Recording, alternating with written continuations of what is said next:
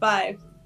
Hello, everybody. Welcome to the Zoom episode, our very first Zoom episode of The Stir. We're doing this remotely because, unfortunately, all last week, I, your host, Kasey Heldon, got COVID. So I'm here online with my good buddies and co-hosts, Jace Arledge and Ellen Nikitin.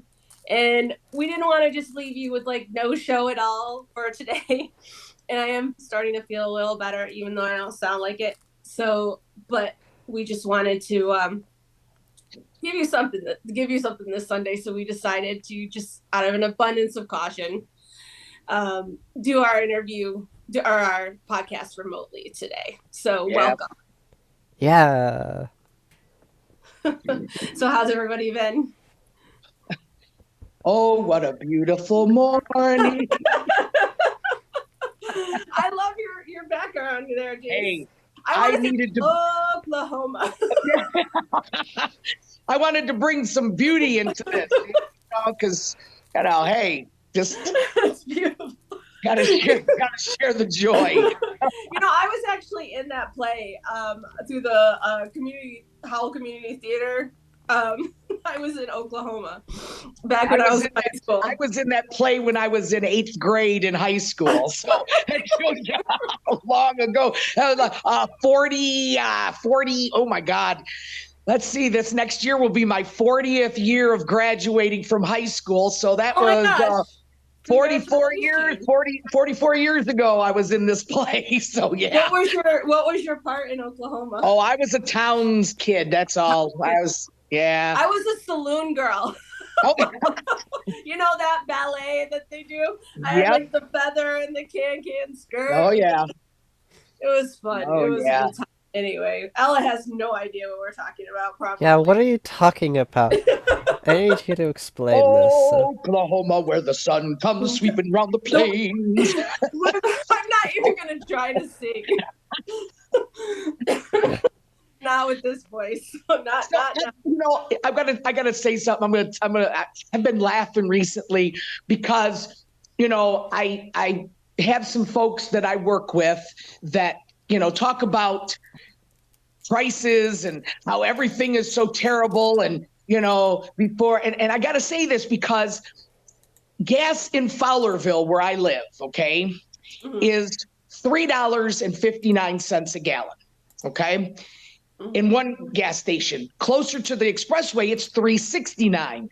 Well, you drive down Grand River into Howell, and at VG's Market, it's $3.35. Okay. Oh, okay. And it made me think.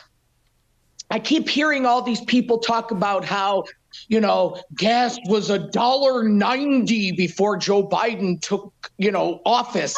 And I'm thinking, okay, well, maybe it was. I don't know, because I don't keep track. I mean, they're technically correct. It was less than $1 at some point before Joe Biden took office. Well, $1.90 though, maybe 25 years before Joe Biden took office. Well, that's still before Joe Biden. Here's the kicker that gets me. Here's the kicker that gets me. If it's up to Joe Biden, then why is gas $6 in California, but it's only $3 in Michigan? If he was going to be in charge of all the gas prices, then they'd be charging, of course, the higher gas price. People don't understand economics. They don't understand the government. They don't understand that, first of all, we pay more taxes in Michigan on gas than a lot of other states do. And I don't think people realize this. I mean, it's common knowledge. So I've been being, passive aggressive a little bit on my page. And I'm like, oh man, I wish Joe Biden liked Fowlerville as much as he liked Howell. Because, Fowlerville is there's been a lot of stories out there about gas stations in Fowlerville are always really expensive. There's gouging in Fowlerville. What people have said. I think there's a few, I don't know, there might even been a few stations that got in trouble for it during the pandemic for gouging. Yep. So, the problem is if you said that, people might take it seriously and actually start thinking that Joe Biden is the reason the prices are Wait, different between Fowlerville Ella, and Ella, Howell. they already feel that way. I had one guy that I work with told me that I went to the grocery store and for just me and my wife, we paid $400 for groceries. And I'm like, what the hell did you buy? Excuse my language. But I'm like, me and my wife can spend at least $200 on groceries if we buy, for a couple of weeks. But we don't buy any alcohol. We don't buy, but prices are prices. We don't. Yeah, it doesn't. No, that doesn't have anything to do with policy. It has to do with No. like way above my pay grade. But But like, yeah, this is what I'm saying. Why do people? This is the problem that we have. Okay. If I was to get on and start talking about, chickens are running loose and attacking people. And I could prove or just say, because I saw one little thing where a chicken attack, roosters attack people all the time. Roosters will attack you no matter what. I raised chickens, but people will take that one little bit of information and all of a sudden, oh my God, now we've got rabid chickens out there. So you're talking about like what we were talking about last week, 2 weeks ago with John when we were talking about conspiracies and things like that. When we had John King on. Like everything's about a conspiracy. Yeah, now I'm supposedly some kind of professional hacker or something. Yeah. Oh, you're not? You're we not? just went out the gang here swinging. You're not? I thought you were. I don't believe in that, Ella. Yeah. Are you a professional hacker, Ella? I don't know. What does a professional hacker even do? So you do want to talk about that a little bit? Like, I don't know if I want to entertain it. It's just so ridiculous. I did notice because you had your campaign press release that was published this week, and it was published in the Livingston Post, and it was published in Gigo. Mike and John got it going on. Yeah. And they as soon as you started getting press attention for your campaign, I did notice that like right away, I don't know what you want to call them, the haters, whatever you want to call them. I mean, they're gonna post their thing. Campaign. They don't have any concept of nuance. Like one time, I thought it would be a brilliant idea to do satire for a school board meeting.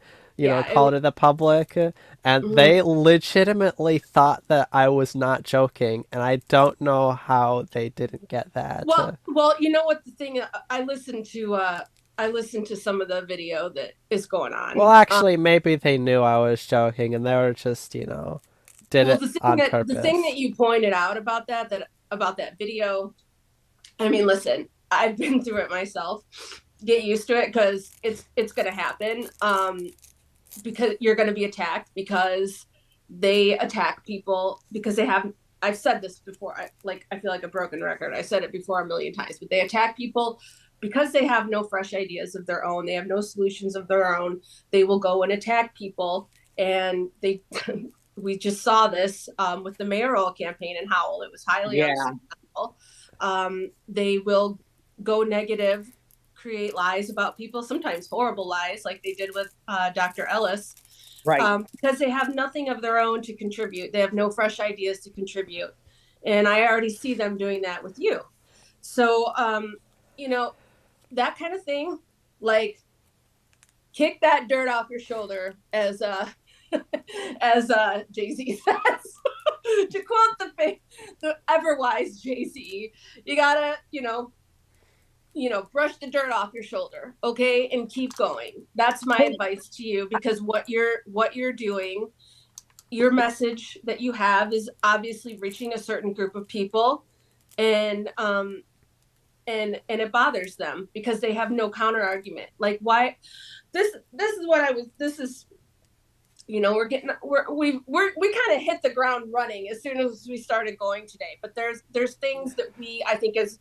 We want to cover a little bit on this podcast. And one of them was this whole idea of local campaigns and how something like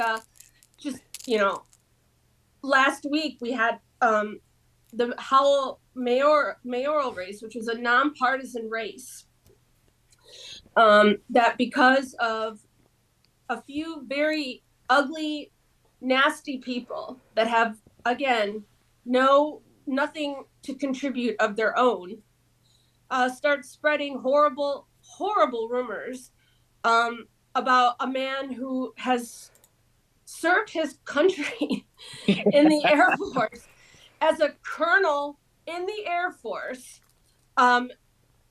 treats children as a pediatric oncologist, volunteers for his community, and spreads horrible lies about him. For what? Why? Like it just makes no sense. Only they have nothing to contribute to themselves. Because that's what's in the air. That's what's in the air. And they're grasping at that air, okay?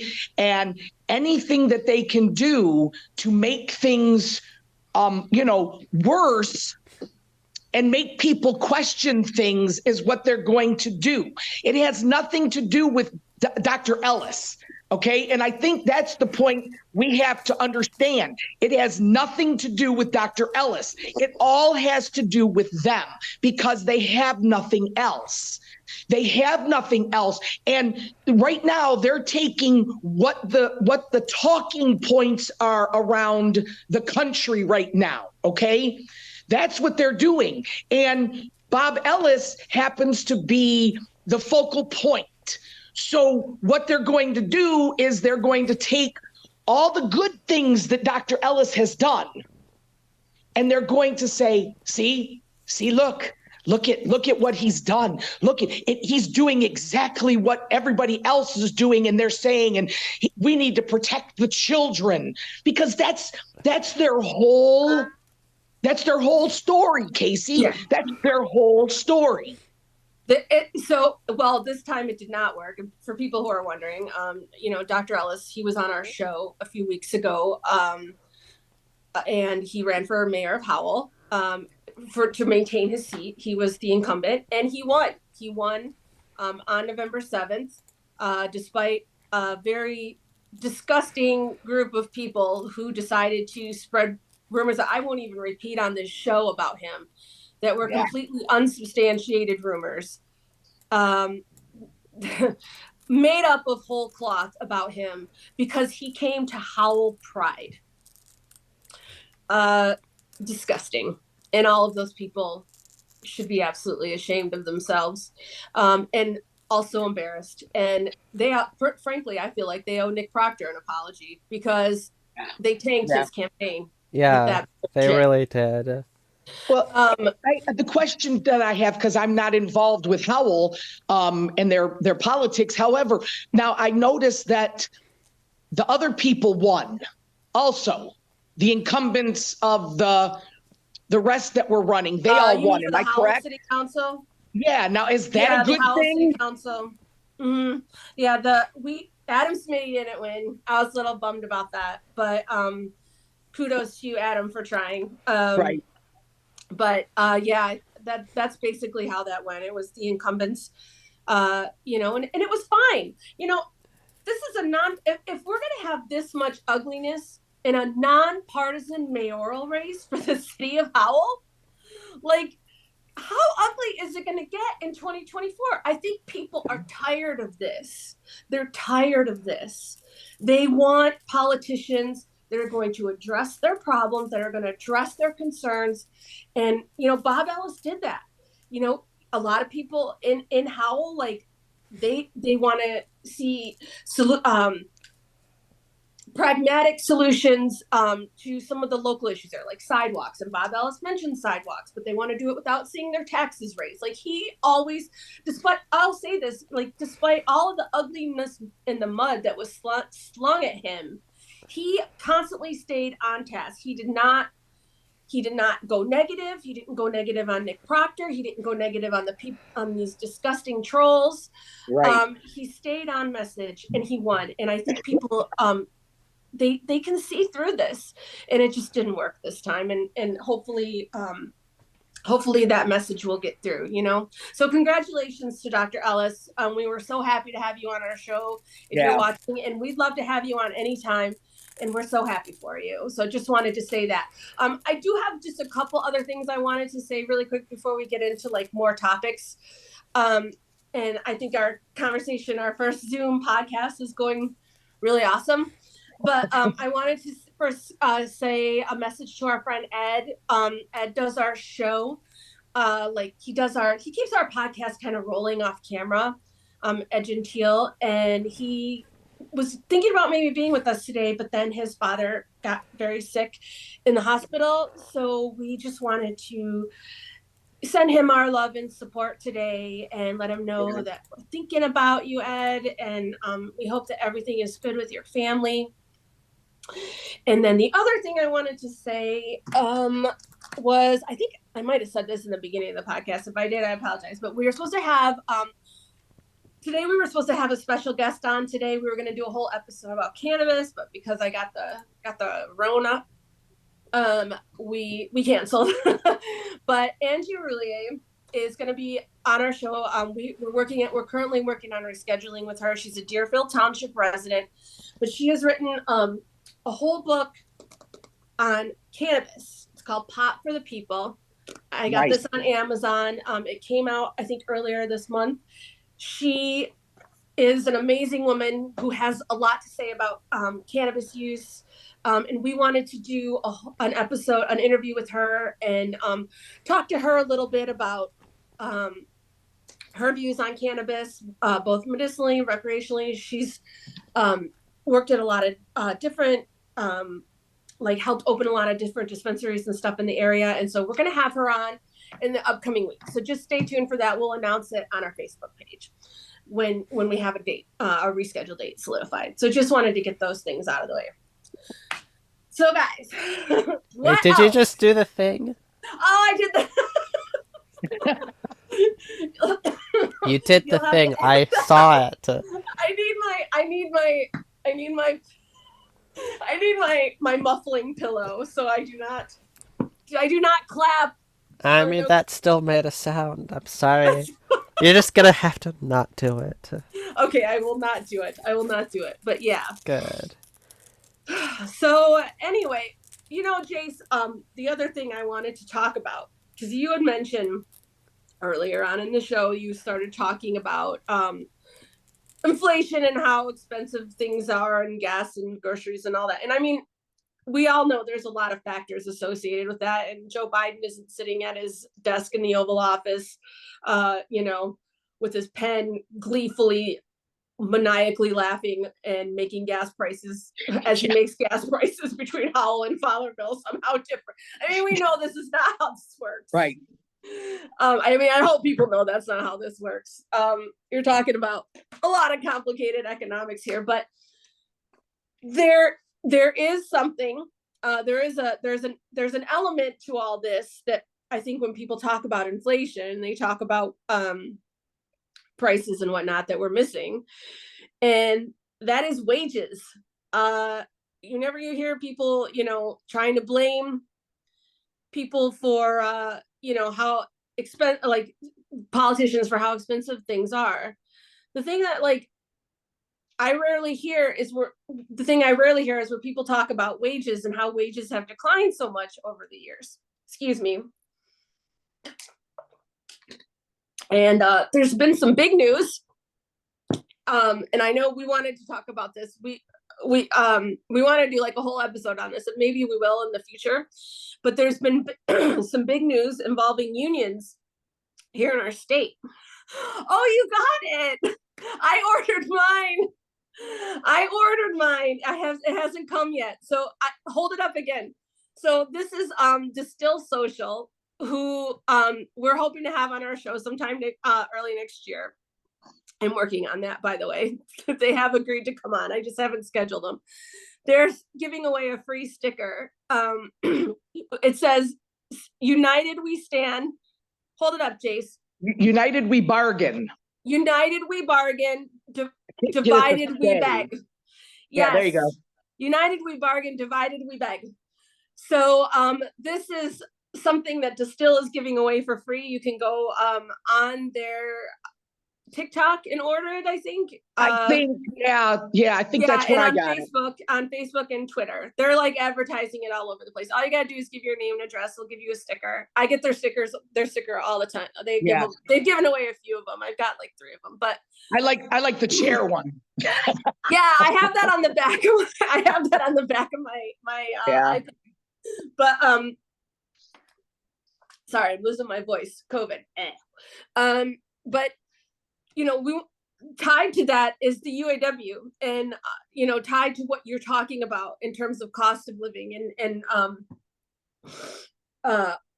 that's the other end of it, our wages. One of the reasons why people struggle so much, and I think we have seen a massive win with the UAW and Shawn Fain, who is the president of the UAW, who negotiated this amazing contract for workers.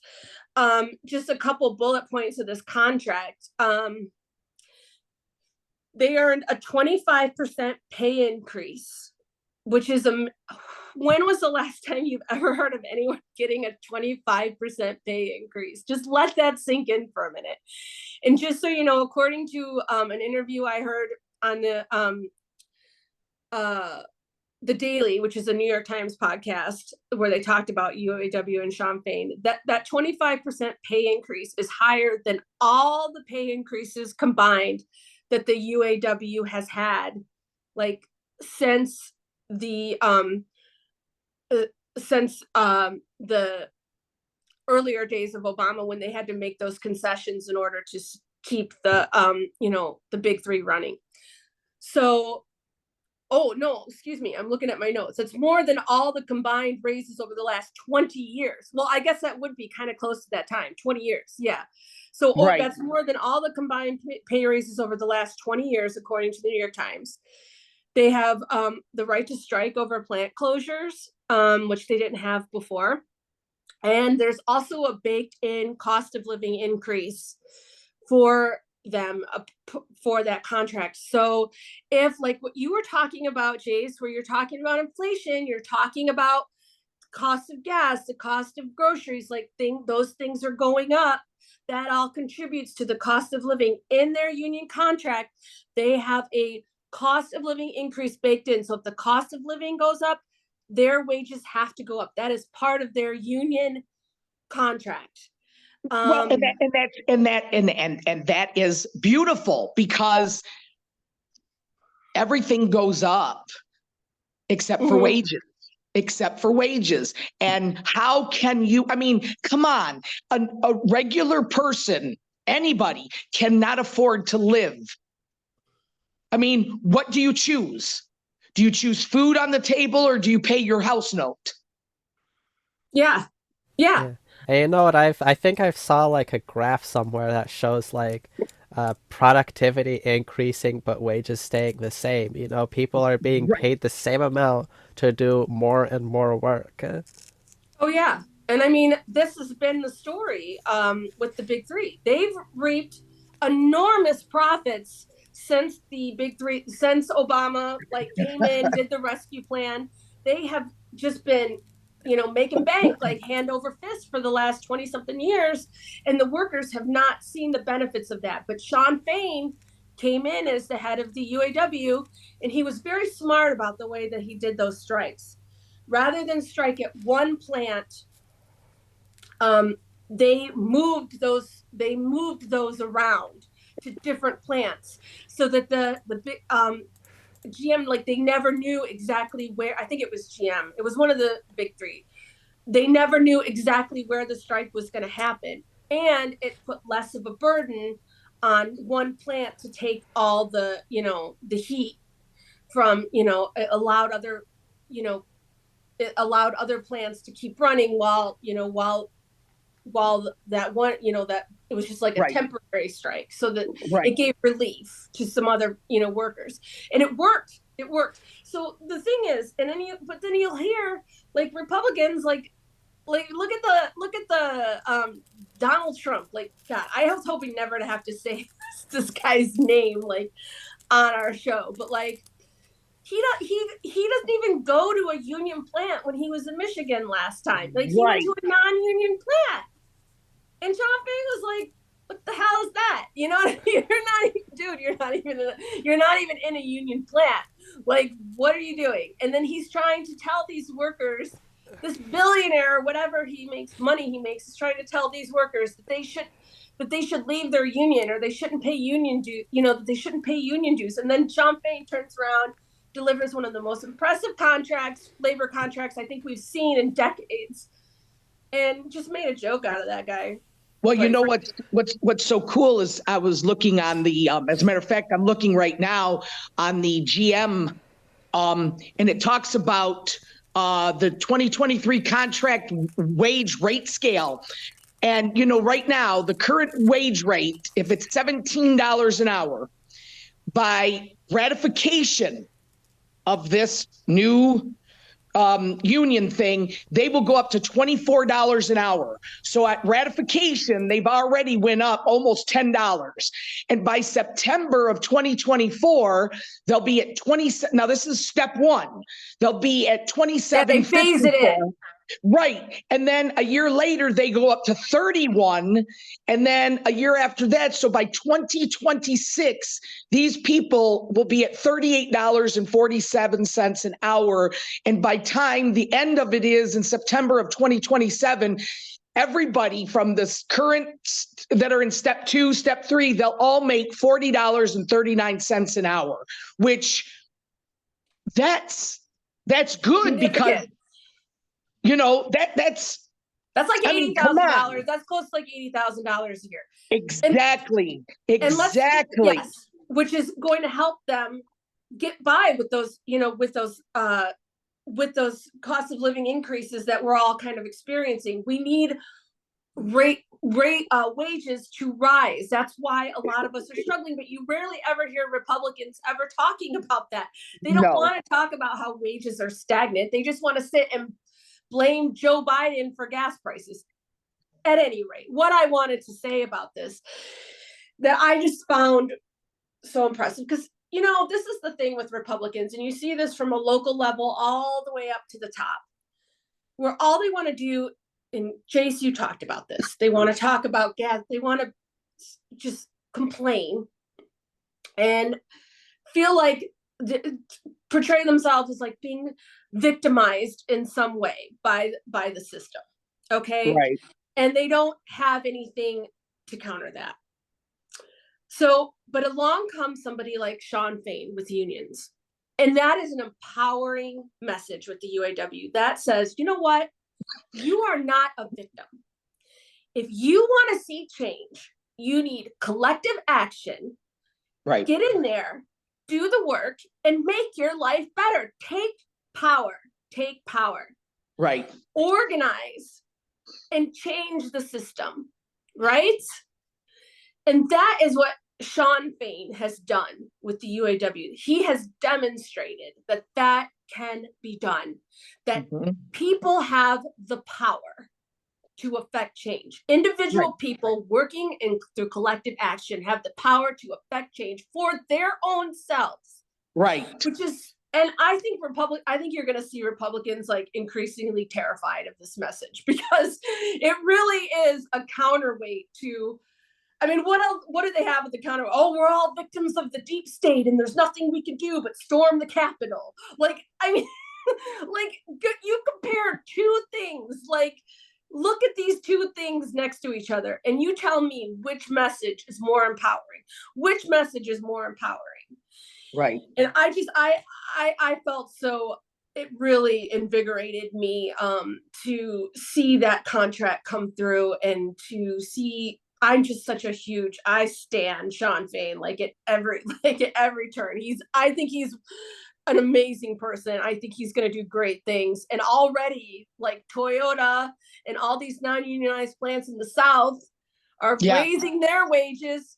Yes. So that they can compete, because they're worried the UAW, Sean Fain, is coming for them down south, which he is. I'm going to tell you that right now. And they're all peeing their pants over that. But nothing that the management offers them is going to be as good as what they can get through the UAW. Like it might creep up the line, but it's never going to match what they'd be able to get through bargaining. So, and that has a chance to change the political landscape in the South as well. It absolutely could. I mean, in the beginning, when I was working all these other jobs, I've never been in a union, okay? And my father was a truck driver. He was never a member of the Teamsters. He was never a member of any of this, because my father's mentality was, but then again, you have to remember, my father is from the old school, okay? I mean, he was in his almost 90 when he died. So, he comes from, you work hard and you make the money because you're working hard. He always believed that the union was for people who didn't want to do their job, because if they don't do it, then the union comes in and, protects you more or less. Okay. Now my father didn't hate the union. That wasn't what I'm saying. What I'm saying is that my father always believed, I work and I do what I'm supposed to, and I get paid for what I do, and I don't need a union to protect me. That's fine. That's fine. And I always believe that, well, as long as I'm doing my job, why would I get fired? Why would I get fired? But then as I've gotten older and I started working at the bus garage, I am a part of the union. And I've realized, because I went through something just recently where I needed union representation, because something happened to me, on the bus, and nobody was willing to do anything about it. And I was like, no, this is wrong. If I would have done the same thing that happened to me, I'd have been fired. I'd have been let go. There would be no questions asked. I'd have been fired. So I brought the union in, and it's not the exact end that I wished would happen, but but you had somebody in your corner. I had somebody in my corner. And another thing that people don't realize, I pay union dues every month. And let's say something was to happen. Okay, something very bad. I have free legal representation. I wouldn't be able to do that if I didn't have that.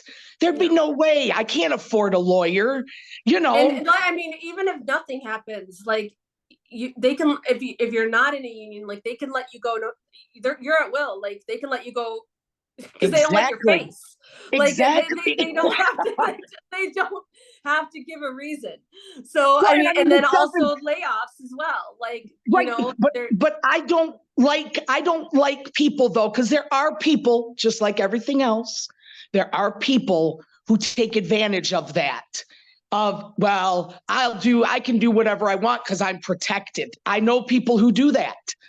They take advantage of that, and they make it as if, I don't have to do this because I will always have somebody in my corner to protect me, and I'm untouchable. No organization is perfect. Every organization has your bad actors, okay, every now and then. But the overwhelming history of unions has been one of success. And it's amazing to me that people don't draw this connection between the massive, insane rise of what I call like psycho-capitalism, like capitalism run amok, okay? Yeah. Rising corporate profits, all right? Like, I'm not talking about like your mom and pa, like Main Street capitalism. I'm talking about corporate,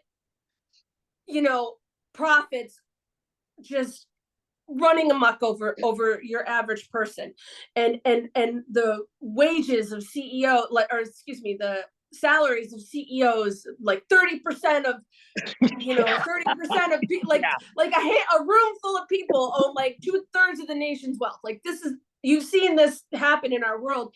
But then with the decline of unions, with the decline of the people's ability to take collective action in their workplaces, these two things are correlated.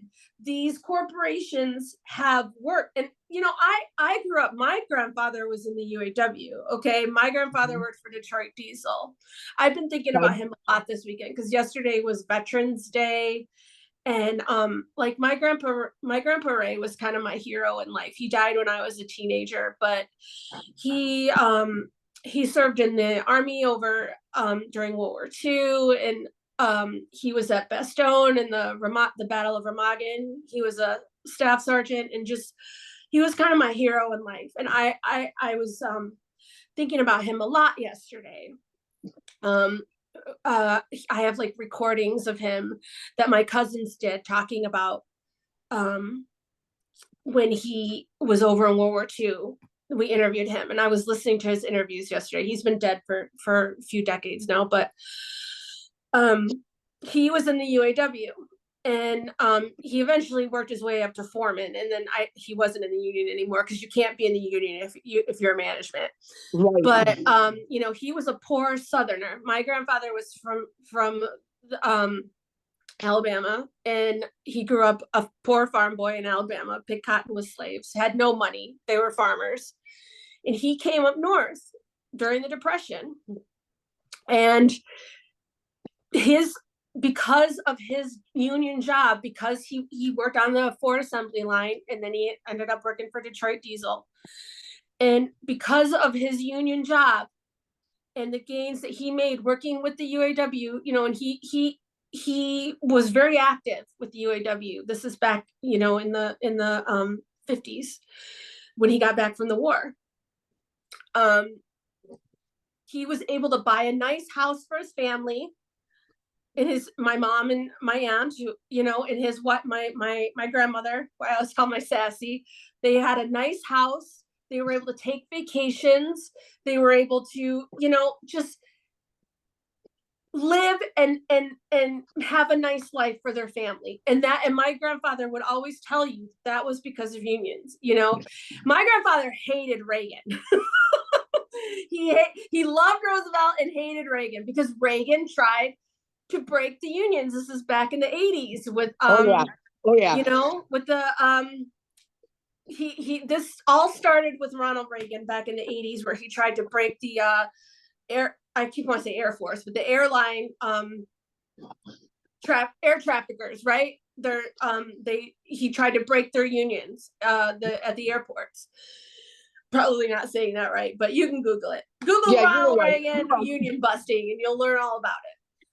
He hated Reagan until the day he died because of that. I mean, my grandfather was a Democrat. He was a blue dog Democrat, tried and true. And I think that Sean Fain is going to start looking southward to some of these plants, these non-unionized plants, and trying to organize them. And if that were to happen, that could really change the political landscape in the South, because people really, what everybody wants, okay, and this is really refashioning like what it means. What does it mean to be a Democrat? What does it mean to be progressive? Not just Democrat, but what does it mean to be progressive? I'll take the Democrat label off of it, okay? Because Sean Fain is not, he's not going out there saying I'm a Democrat, okay? He's just working for the ideas that matter to him. We're living wages for everyone. If people are able to recognize their own power down there, then and start realizing the power of collective organizing in the South, I think that it could change the political landscape down there. It could make some of those voters realize their own power and maybe start seeing things differently. That's all I'm saying there. So anyway, Jace, what are you doing? You've got is that a hamburger on your head? Yes, that's one of my beautiful hats I decided to wear today for our, oh, hold on a second. My phone I'm on my phone because my computers, I've got, you know, like I said, I'm old. So, you know, I've got computers that are old. Yeah. And they don't do too well, but I wanted, you know, I've got a bunch of nice, beautiful things here to celebrate the holidays with. So here's my hamburger, you know, so, and then I've got, hold on, you know, what else you got? Is that chicken? This is my chicken. I've got more, so you know we'll throughout the do a show. Do a fashion show. I will. I mean, look at, come on now, I mean, I love it. who else? And I mean, I like this one, but this is the one when I say, if you want to hear from the horse's mouth, we're going to talk from the horse's mouth. You want to ask me anything? See? From the horse's mouth. That's what we're going to call this episode. Straight from the horse's mouth. Yeah, straight from the horse's mouth. I think we're thinking about doing some live episodes in the future. We thought about doing this one live, but we're not quite ready just yet. So no. The reason we're not ready is because this is the Zoom episode. Like, no, we are not doing both the live and the Zoom at the same time. Well, that's we could do live or Zoom, not both. Please don't do both. Not together. Yeah, it's a lot. And plus, Ella, you're not feeling good. I know that, and I'm not feeling good. I have to stuff myself. So we're a bunch of sickies over here right now, but it's all good. We'll get better. And so, but we do just want to say thank you to everyone who tuned in today. I think we're probably pretty much close to wrapping it up. One thing. Oh boy. I said I would announce this, and I don't have it. I got sent a message. The Livingston County Dems. I don't know if you could see this or not, but I did want to announce this because I said I would do this for them. Let's see here, Sunday, November 26th, from 6 to 8 p.m., Livingston County is having a community youth social at Karate's Pizzeria Bar and Bochi. I don't know if I'm saying that. Bochi Bar Karate's. You all know where Karate's is, right there on Grand River, right next to the courthouse. Bocce ball. Bocce. Am I saying that right? Let me consult our resident Italian. Is it bocce? That's right, bocce. Okay, Bar and Bocce. Okay, and it's free. It's free food provided. Okay, it's free food. So it's the community youth social. Livingston County is sponsored by the Livingston County Dems.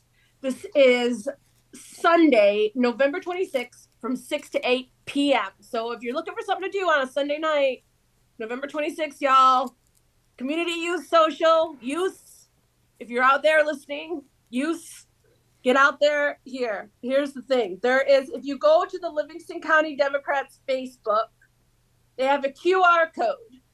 You could scan the QR code and get more information. I think they need an RSVP. Yeah, RSVP with that QR code so they know how much food to order, okay? So I did want to announce that, and I'm sorry I don't have a graphic on it. We're just kind of like, we're flying by the seat of our pants today. Anyway, so, and Ella, you had an announcement about the county commission. Oh, right. Well, it's not a big announcement. I'm just pointing out something that's going to be really, really funny. Tomorrow is the next county commission meeting, and if you look at the agenda, Greg Kellogg from Let's is going to be trying to get 2 new replacement vans. Now, okay. I will point out that these come entirely funded by federal and state grants.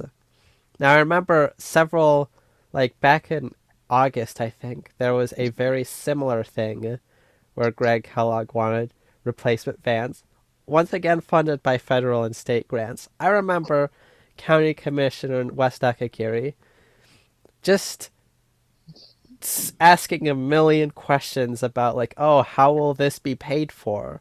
When, you could just open the thing up on the agenda and it says, local share $0. It's entirely federal and state grants.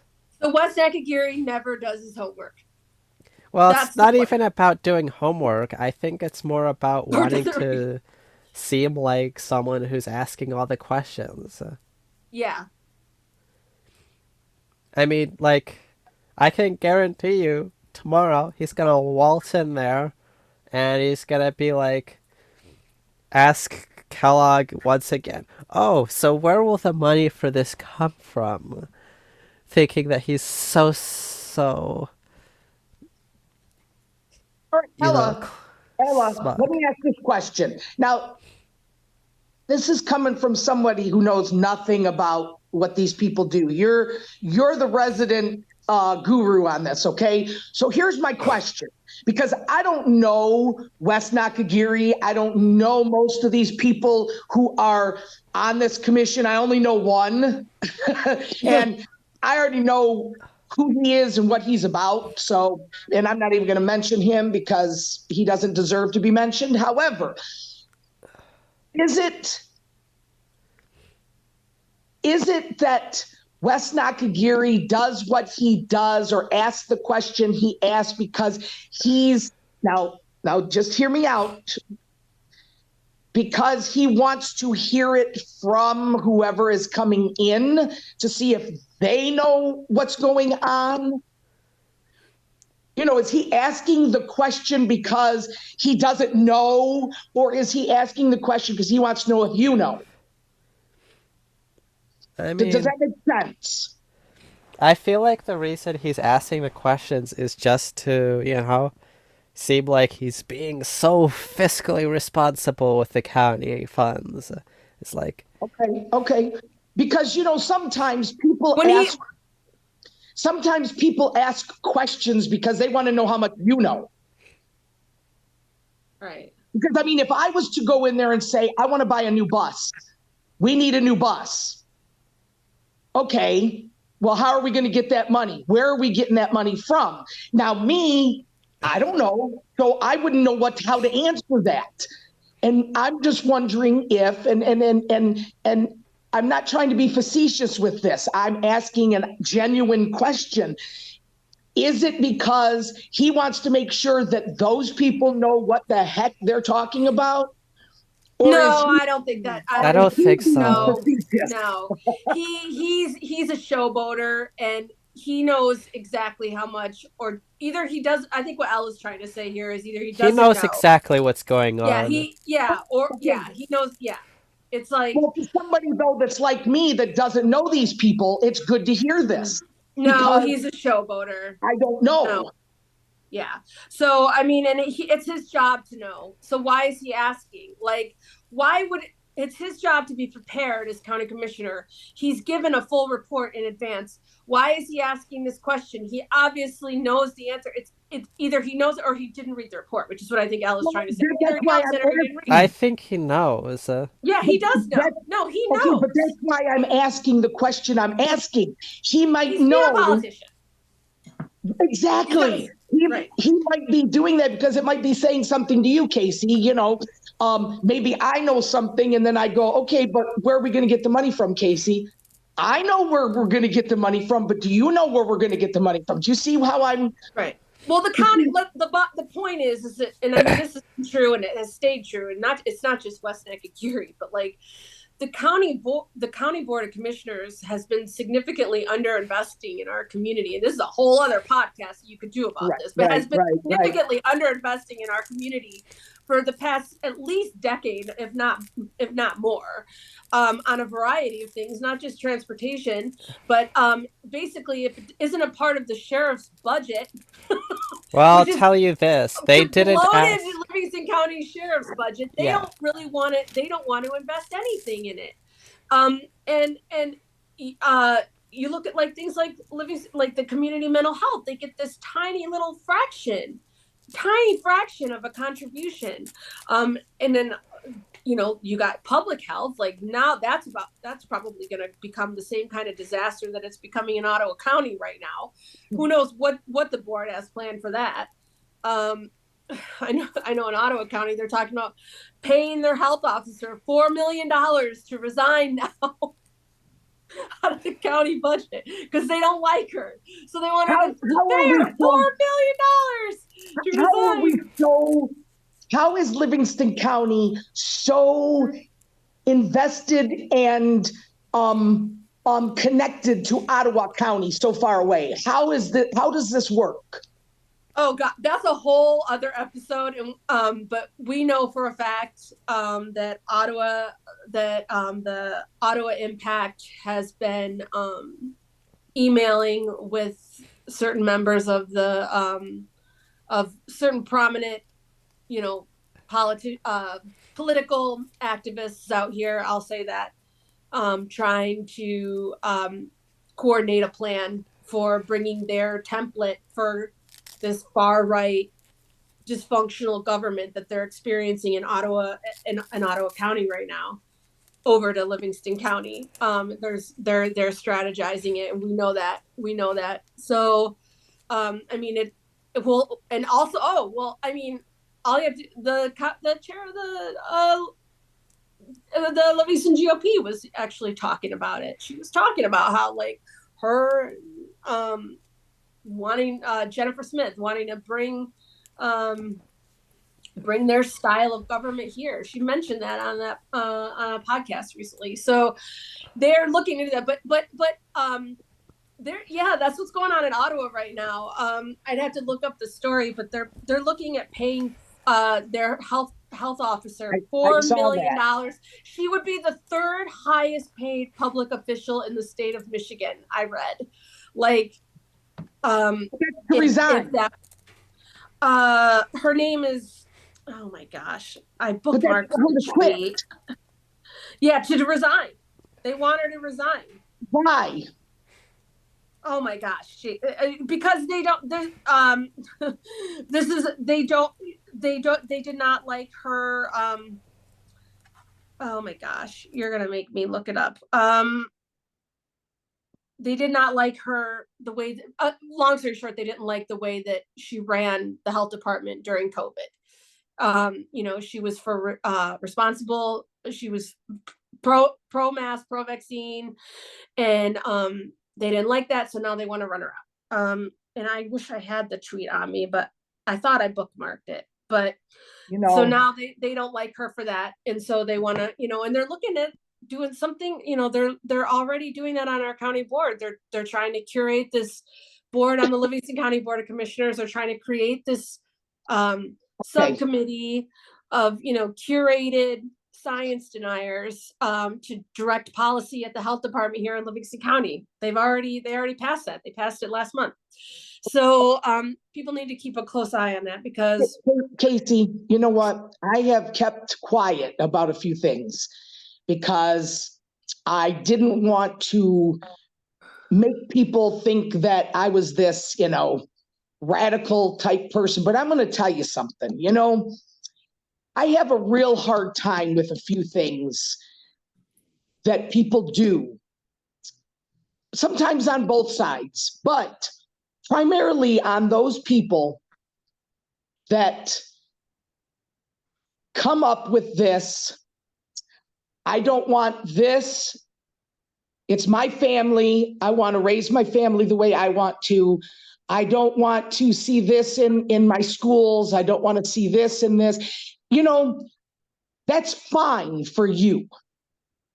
You don't want your child to learn that Heather has two daddies. That's fine. That's fine.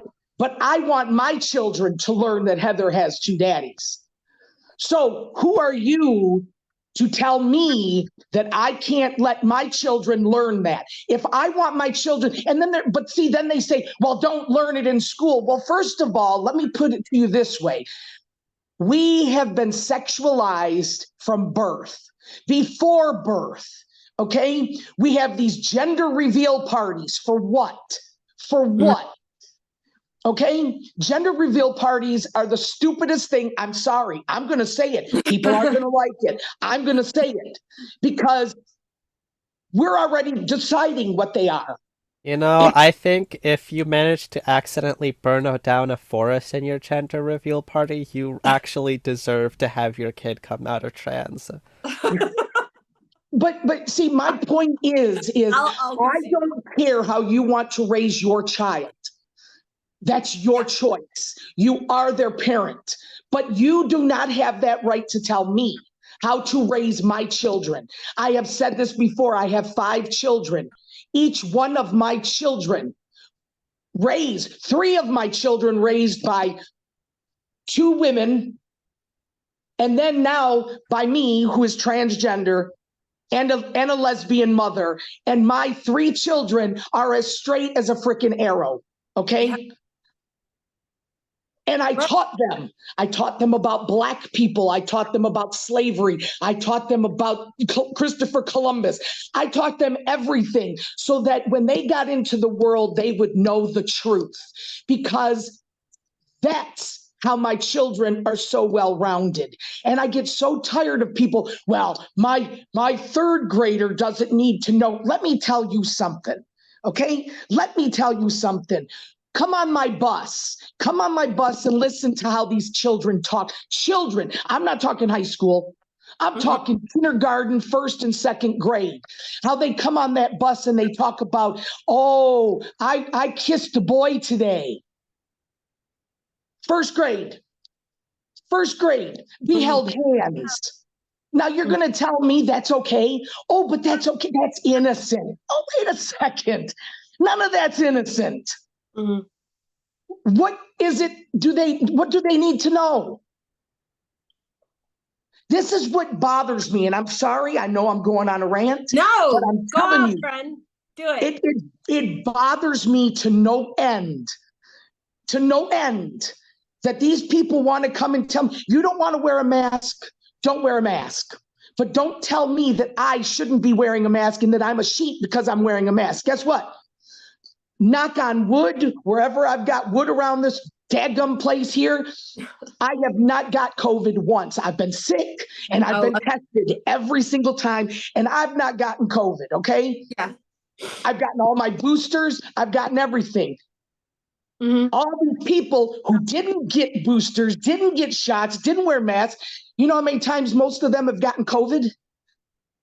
Now, maybe they didn't die from it, but you still got it, didn't you? Yeah. Yeah. This is what I'm talking about. So that was good for you. You made that choice.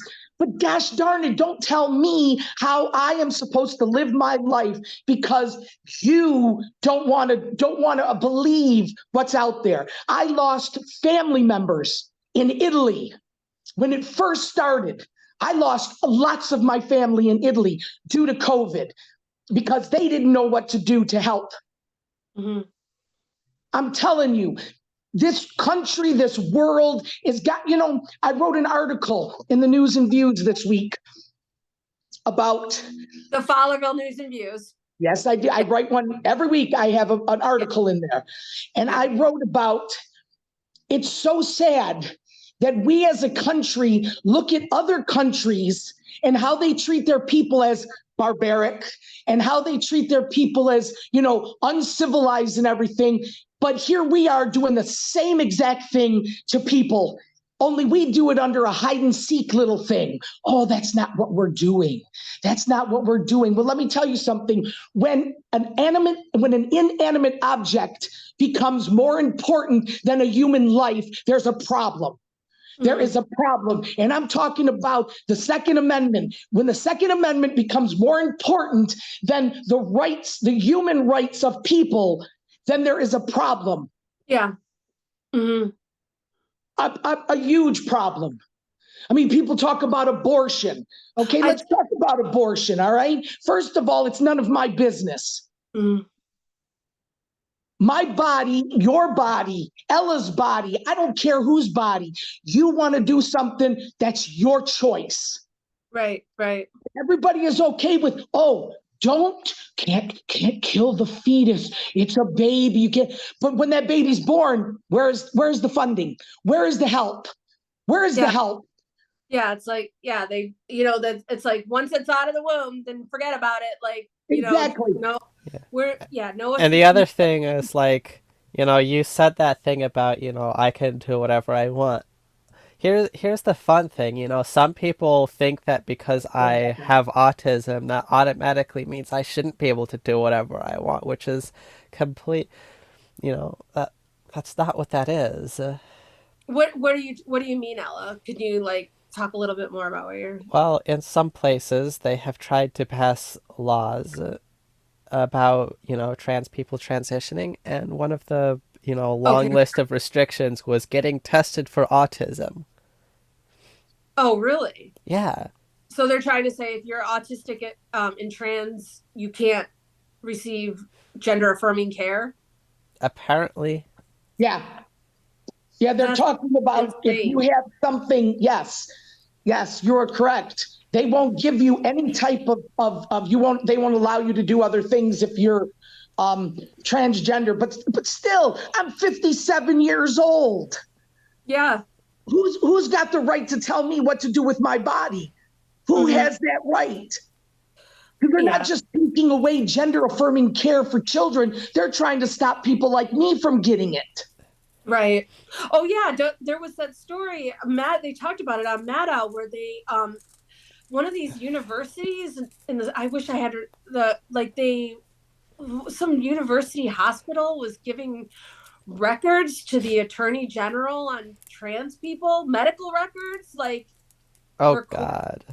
I need to see, this is why I have to prepare better. We're so off, but Maddow talked about that.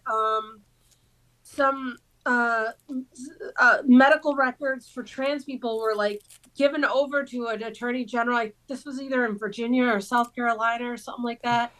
But I mean, it's just everything's gotten so out of control. But I mean, we could talk about this forever. But I think we're probably getting close on our time. But yeah, we should probably wrap up. Yeah, we should. But you're absolutely right, Jace. I mean, really, this is.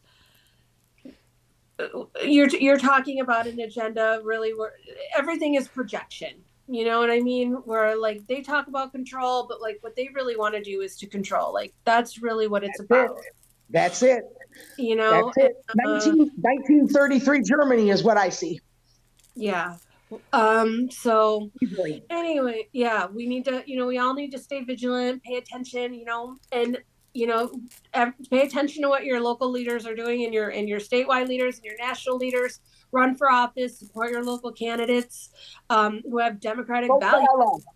And including Ella. Yes, absolutely. Vote for Ella. Yeah, vote for me. Yes. So that's gonna be a wrap for us. But tune in Sorry, I clapped. But tune in December 3rd for our next episode of The Stir. Be sure to. Hey, what about our good vibes? Yes, look, good vibes. There's the good vibes right there. That's good vibes. Okay, we did it. Yeah, Jace with his turkey hat. Yeah, we won't be seeing anybody till after Thanksgiving. So Jace has got his little turkey hat on. I love it. You're so cute. We wish everyone, all of our listeners and watchers, a happy Thanksgiving. And I want to say something. You know what? I don't care. I love everybody, and I don't mind. And I even love the haters. I really do, because they have the right. And I just feel that, again, if we all sat down and tried to talk to each other instead of just throwing shade all the time on people, I think we might be able to come up with an understanding. And that's what bothers me the most, is that, I don't always agree with you, Kasey. I mean, you and I have talked, and I've said things that I didn't agree with you, but guess what? I understand you. Yeah, like I think it's a big part of it is like seeing each other's humanity, you know what I mean? And showing respect, and trying to see the big picture, and like I said, see each other, see the humanity in each other, but maybe that's an exercise. Thanksgiving's coming up, everyone. Try to just stay cool with your relatives and everything like that. But if you see opportunities for conversations, where you think you might be able to, reach some understanding, seize on that for sure. But we just wanted to, wish you all a happy Thanksgiving. We won't be back till December 3rd. And hope we'll be in the studio for that. Hopefully everyone will be well and recovered. But I love you guys. Thank you all for tuning in. Don't forget, tune in. If you're watching us on YouTube, don't forget to like and subscribe. And also follow us on Facebook. Look us up on Facebook, follow us on Facebook, and also TikTok at The Stir. So anyway, I guess that's a wrap, you guys. Ella, I love you. Kasey, I love you. Love you, Jace. Love you, Ella. Have a great Thanksgiving.